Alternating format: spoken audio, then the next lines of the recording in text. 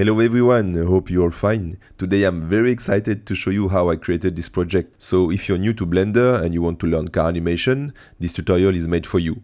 I will start from scratch so we can go through all the different steps together, like car import, rigging your vehicle with free and paid options, car animation, realistic road, scene setup, lights, camera animation, fog, render, composition in DaVinci Resolve and Fusion for the color grading and for the lens flare and other tweaks. I might forget something, but at the end of the day, you will be able to create an animation like this one on your own. So let's start just after this quick shout out. Today I'm very excited to announce that I have released my own city pack on the Blender market.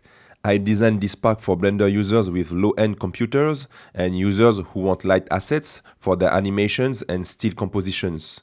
The objects are realistic enough for beautiful animations and at the same time very light for your computer to render and to manipulate in the viewport. By the way, I created my last animation using only elements from this pack. There are 34 buildings, 11 skyscrapers with an easy light system, and more than 40 city props like roads, trashes, street lamps, boxes, etc. Of course, there are free alternatives out there, but if you like my work and if you want to support my channel, it's a great way to do so. Okay, first for the car, you have different options.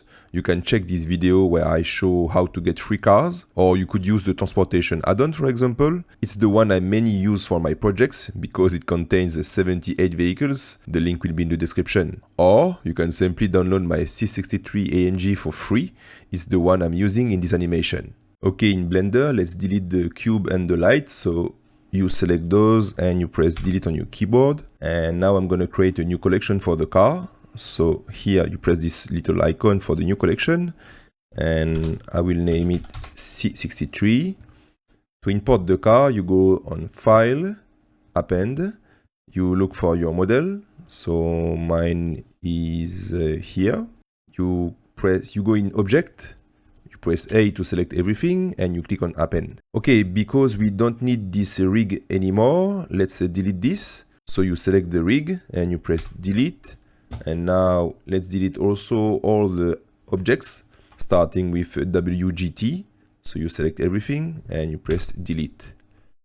Okay, I don't know why I have a light and a camera, but I will delete those as well.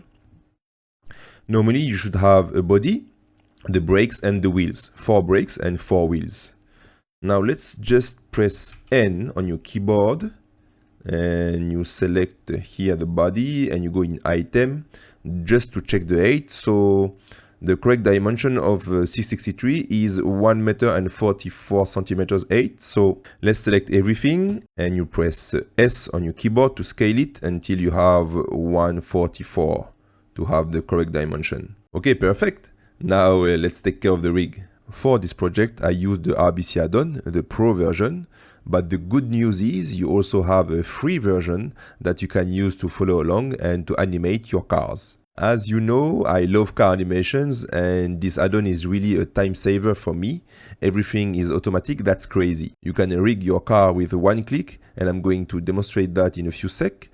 The physics are calculated by the add-on, the drifts, the collisions with objects and other vehicles, the collisions with the ground, the crashes, the jumps. All the physics are handled automatically for more realism and to avoid the time-consuming process to do it manually. Don't worry, I will make many videos to illustrate those functions, but for now, let's start with something simple. The main differences between the free and pro versions are, with the pro version you can rig your vehicle with one click when you have to do it manually with the free version. With the pro version you can rig whatever you want, cars, motorbikes, trucks, vehicles with custom number of wheels, and with the free version only cars. With the free version you cannot handle the brakes part, you can only do that with the pro version. And with the Pro version, you can control your car with a controller or keyboard when it has to be with keyframes for the free version. And finally, in the Pro version, you can fine-tune your setup and physics, and in the free version, you only have limited options. So if you like car animations like me, maybe you should consider the Pro version as the price will rise when more and more functions will be added.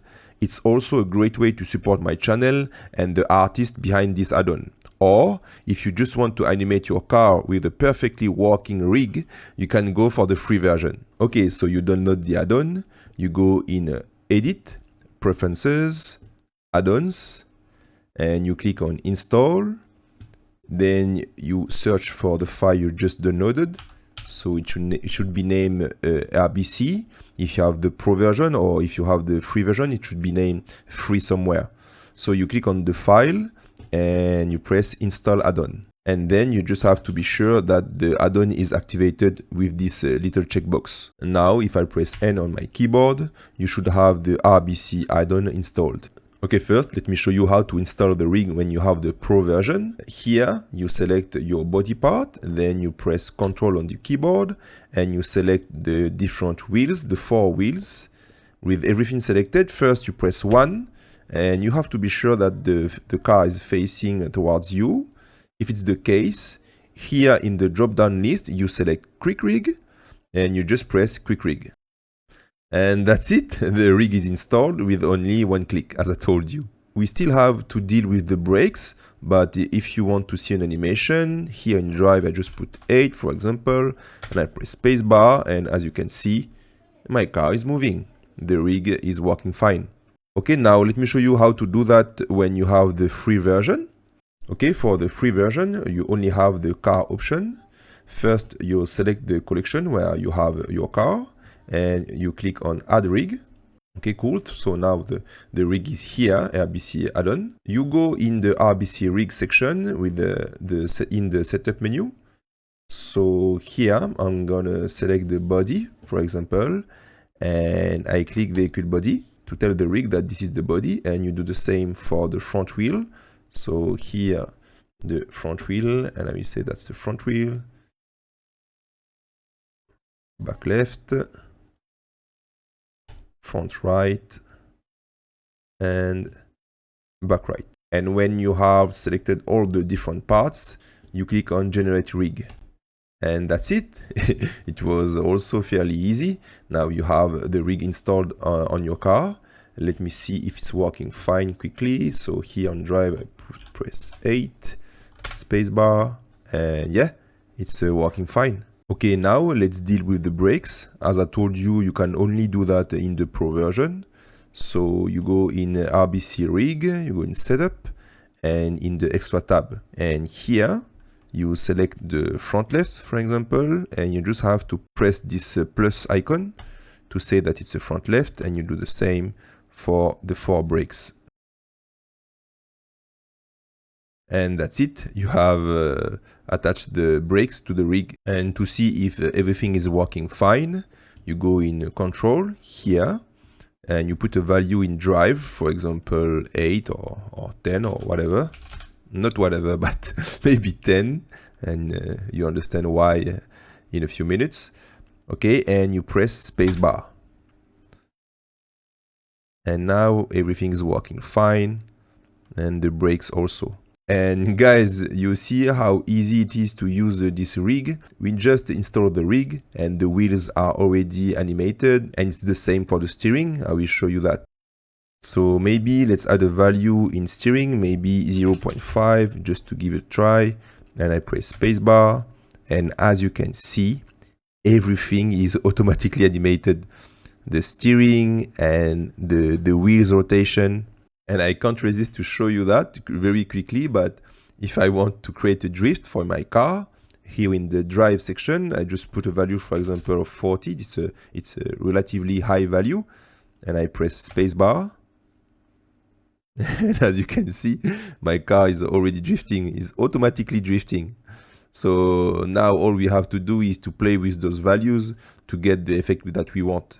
So this rig is a little bit different from what we knew with the Rigocar add-on, for example, because here we are not using a path. We will use keyframes to make the car move, and the same for the steering. I will not cover all the different functions in this video because we have a lot of topics to cover, but as I told you in the beginning, I will make different videos about this add-on. Okay, now let's take care of the car animation. For the first part, I wanted the car to be slow and then a sweet little break at the end. I went for 300 frames, but if it's too much, you can just create your animation with 150 or 200 frames. So you can change this value here. So here I have 300 already, but if you want, you can put 200, 200, sorry, or 150, it's up to you. So let's go for 300, and you can move this little thing here in order to see all your frames. So here I know that I can see all my 300 frames. Actually, let me just move that here. So as I already showed, to have the car moving, you must select a value in drive here. I choose 8 for this project and 0 for the steering, as the car is moving in a straight line. So let's see how it looks. So you press space bar on the timeline, or you just click this little play button. Okay, that's perfect. This is the speed I need for the speed I want for the first part. Actually, let me get rid of all those lines. So you click here and you have relationship lines. And also those cameras, I don't want to see those cameras. Okay, perfect. And going in a straight line is boring visually. So from there, we know that later we will have to spice the scene with some camera movements. Okay, for the brake part, I would like my car to brake at the end of the animations. So for my project, it would be around 250 frames, I think. So let's do that. I will place my cursor on the frame 250. And here on the brake button, you press I on your keyboard. That will add a keyframe at this position.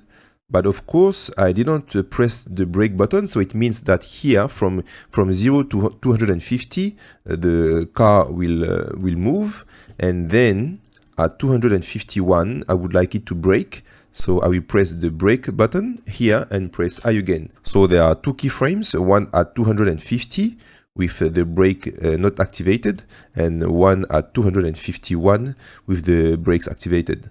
So let's see how it goes. I will restart the simulation and press play.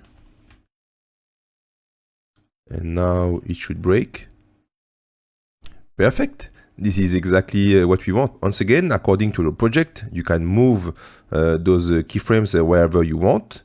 But for my 300 frames project at 250, that's perfect for me. And one thing, if you want to replay your animation, like this, as you can see, my car is not properly moving. It's because there is no cache. What I mean is, with this add-on, let me just do that. With this add-on, everything is simulated in real time. So if I go back and then I play, now the simulation is happening.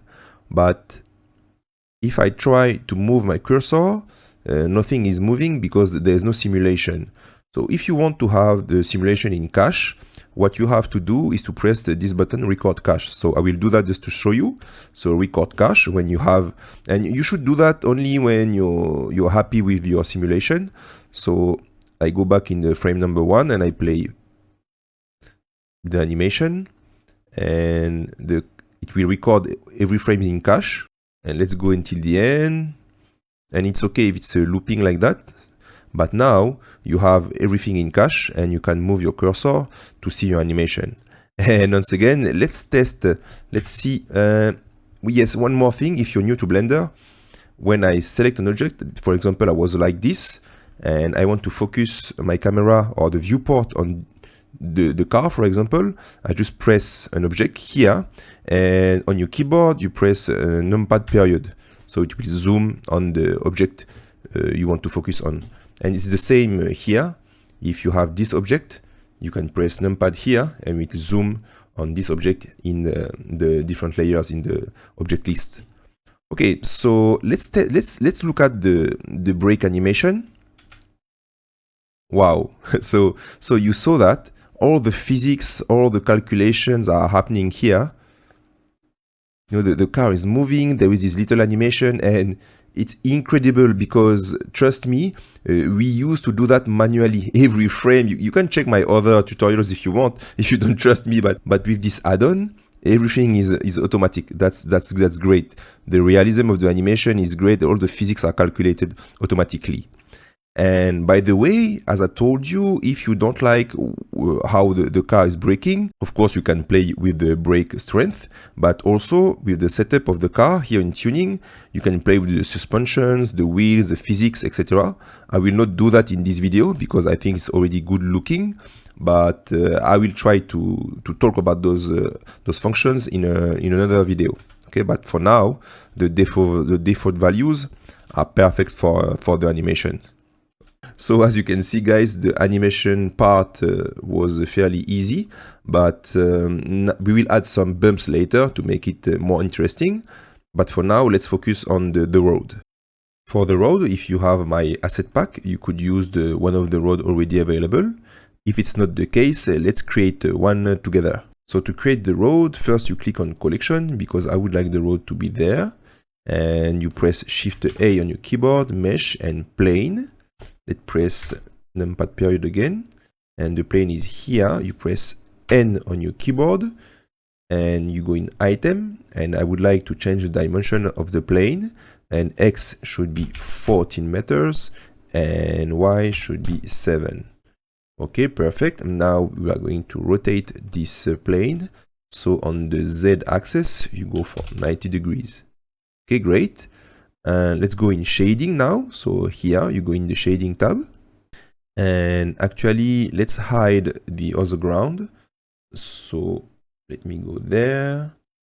And here on ground, I will hide it and not activate the render for that. With the plane selected, actually, let's rename this plane to road. Okay, put capital letter just for me. And here you press new. Okay, so you will have the principal BSDF, perfect. And now you will need those files in order to continue. And I will put this road.zip available in the description. So the link, will be in the description. So you will be able to download those files.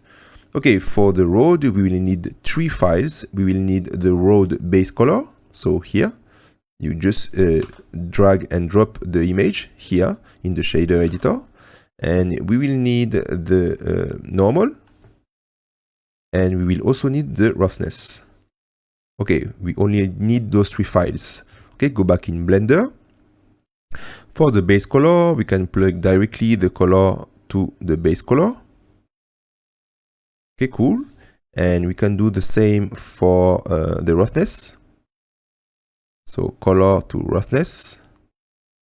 And now let's do that for the normal. So color to normal. But as you can see, it's a pretty boring road. So let's fix that. We will add a new node. Actually, let me move that. So you press the Shift A on your keyboard and you go in color and you select the mix color node. And you put that here. And now we are going to plug the roughness to the point B here. So roughness to point B. And now, as you can see, it's becoming more interesting. Maybe it's a little bit too much. So let's go for 275, for example, 3.375, for example. Okay, good. And now we are going to add a new node. So Shift A, search, and you search for the bump node here. We are going to use that with the normal, okay? But for the 8, let's use the roughness again. So roughness here. And now, as you can see, this is way more interesting. Maybe the effect is a little bit too much. So let's try 0.1. Yeah, maybe 0.17, sorry. So now it's up to you to choose what the visual you want to have. And that's it. We have our road. So let's go back now. And now I will activate the material preview mode. Yes, that's good. And now I want to duplicate the road for the bumps, and you will see that in a few minutes. So you click on the road and you press Shift D to create another instance. And I will move it on the side. So J and X to move it on the side. Actually, let's rename this to bump. Okay, now we want to extend the road without consuming too much resources. So let's click on the road and add a modifier. So here you click on the modifier properties, and in the modifier you go in array. Okay, so actually we can see that we already have a longer road, but it's not going in the correct direction. So it's going 1 in the X direction, so we should say -1. So now it's going in the direction that we want. And let's see for animation. Yeah, it's way too long. So maybe, yeah, 10 is enough. Okay, perfect. Now we have our road. Maybe I will place the road correctly for my car, J, G, and X. And in my country, we have the car driving on the right side. You can put it on the left side if it's the case in your country. Okay, cool. Now let's take care of the bumps. So you click on the copy of the road, the one we named bump, and you press Tab on your keyboard to go in edit mode, or you can use this drop down list to go in edit mode. Okay, object mode, edit mode. And in edit mode, you press right click on your mouse, subdivide, and let's go for 40. Okay, cool. And now you press tab again. From there, you go in this drop down list again, and you go in sculpt mode. And here you already have the draw tool selected. That's perfect. And let's choose 30, 36. It's okay. And let's try to create some bumps on this road like this. Nothing too fancy. Yeah, just little stuff like that would be perfect. Okay, let's try that. I go back in object mode. I take my bump here and I move it. So G and Shift Z to lock the Z axis. And you move it right here on your road. Okay, perfect. And now we press N to go back in the RBC add-on. But there is one thing we have to do. As if you remember, now if I press play, the car, yeah, the bump is here. The car is not considering the bumps because we have a cache here. So we have to delete the cache. Okay. So we can restart the simulation. And there is one more thing to do.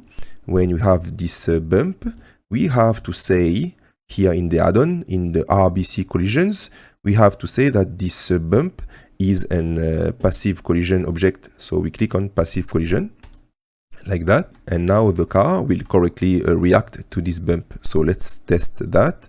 So I press play and let's see.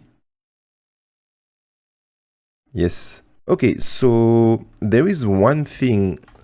If I press here and you go in here passive, you will have the option to see the convex hull, and you have to select your bump first and then convex hull. Yeah.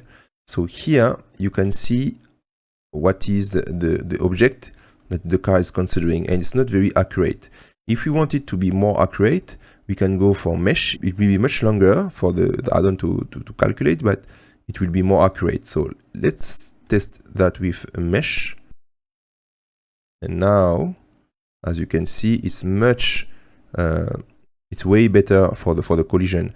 I will lower the ground a bit to not have these bumps at the beginning. And I start again. Yes, perfect. And now we have this bump. Perfect. So if we press record cache now and we go back in from the beginning and press play again, we will have the car driving here and is slowing down for the simulation. And then it's going perfect until the end, until the break. And now if you press play, it will be smooth because we have everything cached in memory. Yes, great. So by doing that, we are giving more interest to the scene, and maybe the bump is a little too big. So what I would like to do now, you press 7 on your keyboard, and we don't need those parts and those parts. We only need the bumps. So what we could do, we go back in edit mode, and I will select everything here, and I press delete on your keyboard. Wait, where is the, okay, the bump is here. Okay, go back here, and the bump is around here. So I will delete everything here, and that's it. So now we only have the bumps. Okay, now let's play the animation again. I already deleted the cache. Yes, let me record a new cache. So play.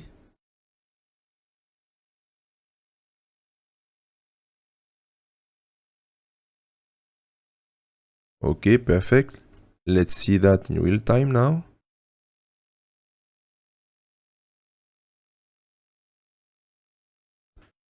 So maybe the bump is too high, so I will lower it again. So G and Z, and you can hold shift if you want to lower it very slowly, like that.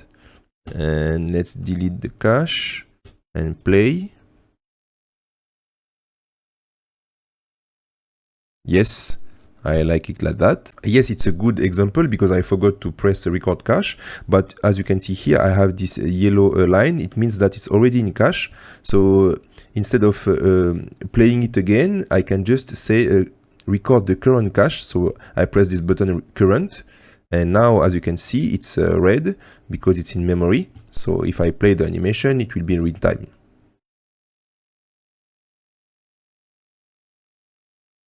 Okay, perfect. So once again, the goal of those bumps are just to give some interest to the animation and to showcase the physics of the add-on. If you want, you can lower it again, and now if you want, you can duplicate the bumps. So to duplicate the bumps this time, it will not be Shift D. To manage our resources, we are going to use Alt D. So Alt D. So you create another bump, and when you have Alt D, you just press G and Y to move the bump wherever you want, and you can play with the height of the different bumps.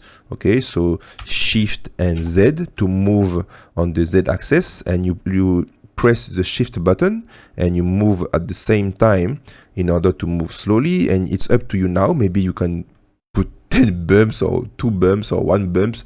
The idea is really just to have some interest in the animation.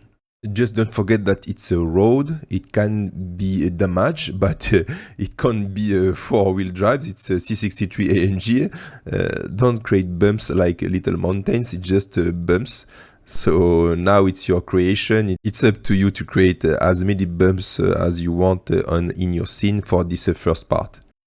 Okay, here, for example, I went for 3 bumps, but once again, it's up to you. So if I press play, there is this first bump, a little one, then there is a bigger one, and I end up with a smaller one again. And when I say smaller, of course, it's just that it's deeper in the ground. Okay, so that's it for the road and the bumps that we have created. Okay, now let's create our first camera animation. It might not be the final one, but we need it for the scene setup, the lights, the street decorations, the buildings, etc. It will help us to place those items. First, I like to open another window here. So you come here on this corner until you have this crosshair, and you drag the window here.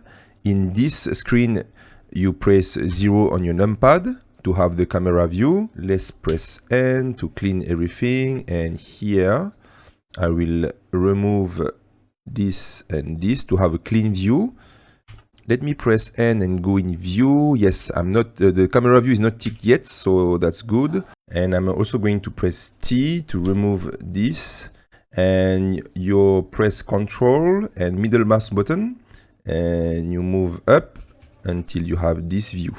Okay, and now one thing, we have the camera setup, we are in the camera view, but of course the view is not good. So in the viewport, actually let me press N, and here numpad, I go in frame 0. Yeah, it's already the case, and I will place my viewport where I want the camera to be, something like that. And on your keyboard you press Control, Alt and 0. So here is the camera view is updated. I will press 0 to go out of the camera view. From here you select your camera and you press I on your keyboard. You select location, rotation and scale. Okay, so we have inserted the keyframe for the camera. Here it's better to use this view to reframe our camera view, but if I move it, as you can see, I'm going out of the camera view. So to fix that, you press N, in view, you tick camera to view. Okay, now I press N again and I press 0 to go back in the camera view. And this time, when I move the screen, it's moving my camera. Okay, cool. Let's try to have something we like. Maybe like this. I will go in the object data properties for the camera. You have to activate the depth of field, and I will select an object to focus. Let's select the door for now, and in the viewport display, you're going to put 1 for this value, the pass part out. So we only have the camera view, nothing is disturbing our view. Let me select my camera, and if I want to change here the Y value, oh sorry, no, here the Y value, yeah, something like that for the start, and I press I.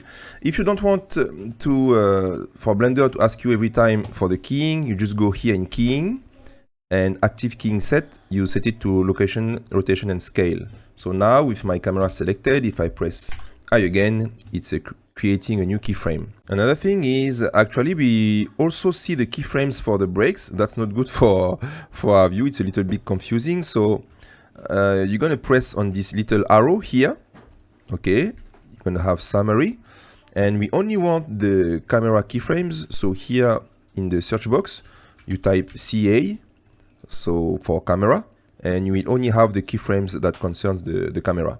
Okay, so we have our first keyframe, and let's create another one, maybe at the end of the animation. So let's go in frame 300, or maybe, or I think it was 250 for the brake. And here, to move your camera, you can press G like an object, G, and Y to move it on the Y axis. And we want it to be here, and I. And at the end, okay, it's still moving, so maybe you don't want it here. Yeah, it's here. And let's add another keyframe actually. So G and here. And normally it's the same keyframe for at the end. Okay, so I can just copy that here. Let's test the animation. Yes, one more thing. You select all the keyframes, right click, interpolation mode linear. So you have a constant movement and no acceleration. So I press play. Okay, it's working fine. So we see that our camera is a little bit late. It's because it's moving, but the car is not moving yet. So I think until frame 10, we don't have to move the camera. So we just have to copy the first keyframe here. And now let's try again. Okay, cool. And maybe from here, I already want the camera to be placed correctly. So I will add another keyframe, and I will move the camera on the Y axis, something like that. And Y, and now it's good. We have the camera correctly following the car. It is not sexy at all, I know, but this is just to have our frame. And here at the end, let me see. Okay, it's cool that when the camera is following the car, the camera is not expecting the car to brake. So that's cool that the car is touching this part of the screen, but maybe it's a little bit too much. Yes, here what we could do is add another keyframe, just moving the camera a little bit like that, and see how it goes. Yes, that's better. Perfect. And once again, I know that the movement is not sexy at all. It's a very hard movement at the moment, but don't worry, we will fix that later. There is one issue though, that I didn't correct for my final animation, but I want you to correct for your animation. Look at the wheels. As you can see, the wheels is going up a little bit too much. It's because the initial position of my car is not good. So let's go back in frame 1. And here you go in your C63 collection, you click on body, and we are going to raise the body a bit. So G and Z, and then you raise it, something like that, I think. And now if I play the animation again, yes, as you see, it's better. It's not touching the body of the car. If you want, you can go a little bit higher. So let's try this. Okay, something like that. And go. Yes, that's way better. Maybe it's a little bit too high, but you got the idea. You can position the body of your car wherever you want. And actually, it's bothering me, so let me lower this a bit. Okay, cool. Now, I will try again. Yes, perfect. Well guys, that's it for this part of the tutorial. We have covered a lot of items. Yeah, and sorry, the tutorial is already 30 minutes long. It's because we have so much to cover. And you have a lot of homework to do for the next part. Don't worry, it won't be long. I think it will be ready in around 2 days. So stay tuned for the next part, and thanks for watching. Bye bye.